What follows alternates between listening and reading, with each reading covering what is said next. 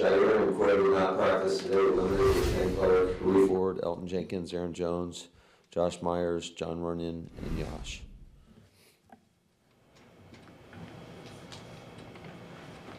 Is there some concern for Jair? I'd say so. 2 days in a row not practicing. Long-term, Matt, or just kind of week to week? Yeah, I don't know. He told us on Sunday his back was feeling the best since felt something happened. Yeah, I mean, he can't practice. If it comes to it, I know we're getting a little ahead of ourselves here, but is Rochelle ready to play? I mean, has he been here long enough where he could pitch in a pinch? He's going to have to be, yeah. We've talked a lot about the first and second halves. Some of that was during a losing part, but in a positive way, that the offense has been more productive in the second half. Is that a sign of a young unit that's growing and learning about, okay, we're seeing this, now we've seen it, and now we can adjust Possibly. Obviously, we don't do a good enough job in the first half, and just need to start, got to adapt quicker and have a better plan and go out there and execute at a higher level with more urgency.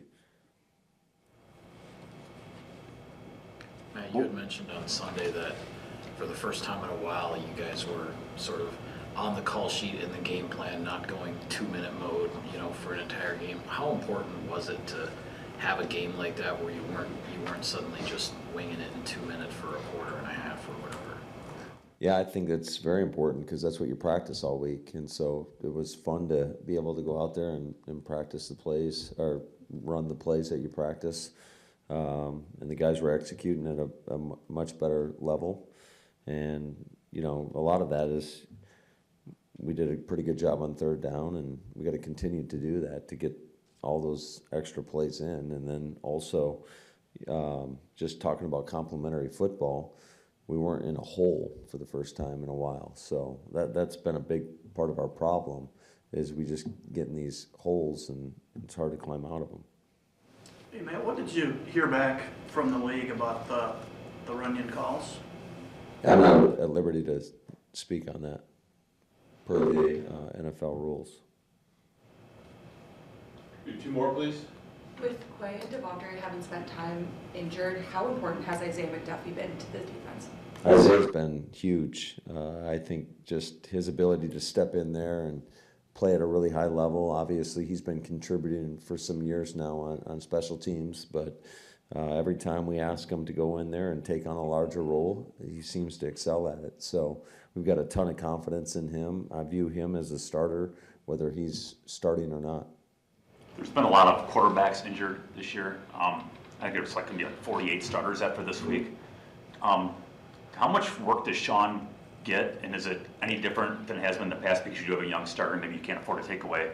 Yeah, he doesn't get any reps with the offense, but he does such a great job on the look team, and I think our guys do a pretty good job of trying to translate whatever play that is being run against the defense into the offensive terminology, so that he's getting real reps at it. He does a great job every time, every rep he goes out there, he's competing against the defense, and it's actually in some ways it's a lot harder because you're going against our best players, and I think he gives them a great look each and every week, and I see it in his game. I think he's improved from the day he got here till now. He's improved immensely.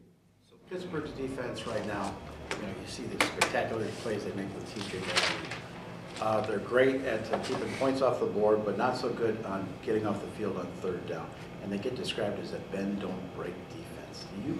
Is that really a thing, a bend, don't break defense?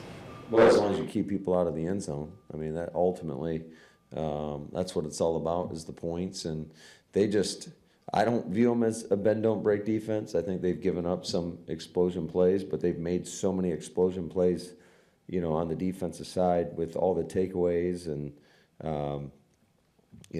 especially late in games. It seems like the defense comes away with a huge play that ultimately ends up allowing them to win the game. Matt, are there ways that Musgrave can help you more in the red zone areas as you get close? Potentially, I think everything's just dependent upon like kind of what coverages you're seeing and who the defense is trying to take away. But yeah, absolutely. Has he wound up doing more blocking than you intended, or was it about the same? No, that's part of our offense. We need the tight ends to block, and we need them to continue to learn, and that's one of the. I feel like I don't want to say a lost art, but like you see it more and more in today's football. The inability of the tight ends to block, especially with some of these strong side runs. But I think both he and Tucker and Ben have all are showing improvement in blocking, and it's just something that you don't see as much in college football, and I think it hurts at our level. You know, back in the West Coast days, the fake play action to the tight end was like a slam dunk touchdown every single time. How come you don't see that anymore? Which one are you talking about? Oh, just like during the the tight end screens off the play action? No, like it just seemed like the guy would fake his block and leak out and score. You know, in the '90s, like it seemed like guys did that all the time. Early 2000s. Yeah, I don't know. It totally depends on what coverages you're getting and whatnot, and but we try to incorporate those guys with whether it's play action screens back to the tight end. Some of our keeper game, we have them slam and then release to the flat.